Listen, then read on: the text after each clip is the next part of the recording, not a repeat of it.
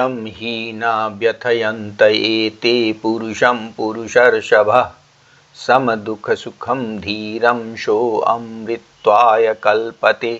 हे पुरुष श्रेष्ठ, जो धीर पुरुष सुख और दुख में समान रहता है और इन इंद्रिय विषयों से विचलित नहीं होता, वह मोक्ष के योग्य होता है।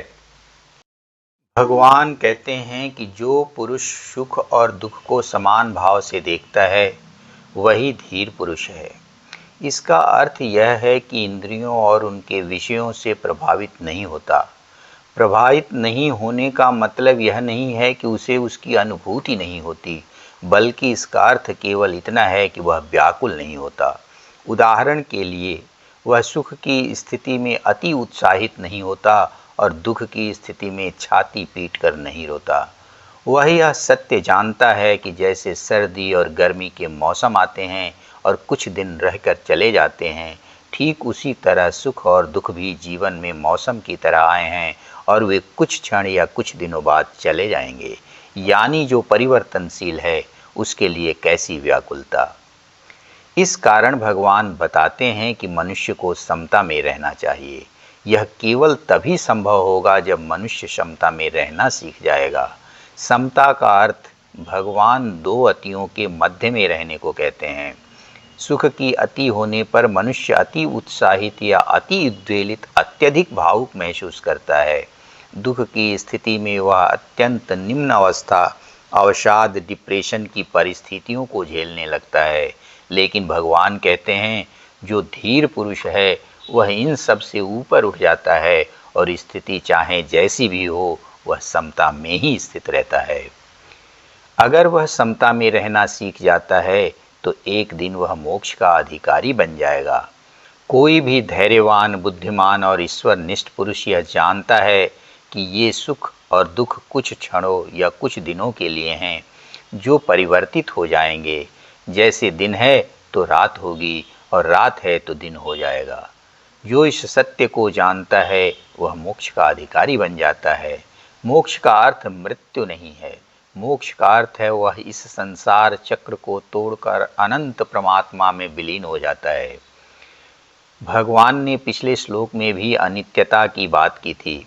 यहाँ भी वे बताते हैं कि मन और इंद्रियों के संयोग से उत्पन्न होने वाले सुख और दुख अनित्य हैं, अर्थात वे परिवर्तनशील हैं, क्षणिक हैं, नश्वर हैं। इसलिए मनुष्य को उनसे अनासक्त होकर सुख और दुख की स्थिति में भी समता में रहना चाहिए।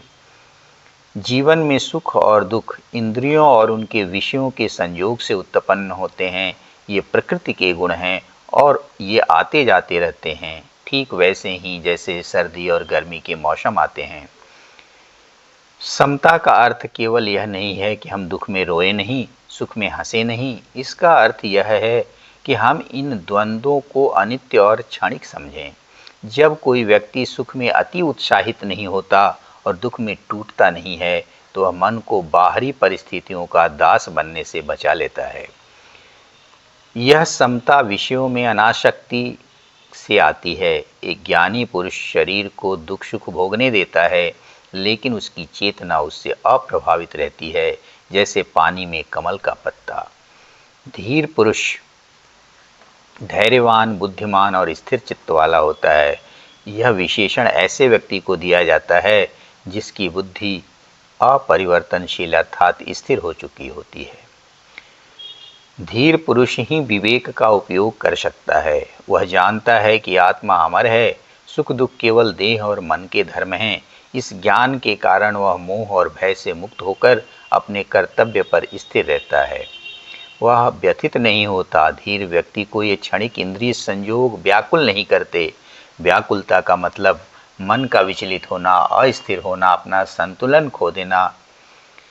इन सब से स्थिर मन वाला व्यक्ति भिन्न होता है। यह श्लोक स्पष्ट करता है कि समता और धैर्य की स्थिति ही व्यक्ति को अमृत तत्व की प्राप्ति यानी मोक्ष के योग्य बनाती है। मोक्ष कोई स्वर्ग की प्राप्ति नहीं, बल्कि जन्म और मृत्यु के चक्र से मुक्ति है। यह अमर आत्मा के वास्तविक स्वरूप को जानने की स्थिति है। इस प्रकार भगवान श्री कृष्ण अर्जुन को समझाते हैं कि जीवन की अनित्य घटनाओं में अविचलित रहना ही आत्मज्ञान की ओर पहला कदम है और यही मनुष्य को परम कल्याण का अधिकारी बनाता है। जय श्री कृष्ण।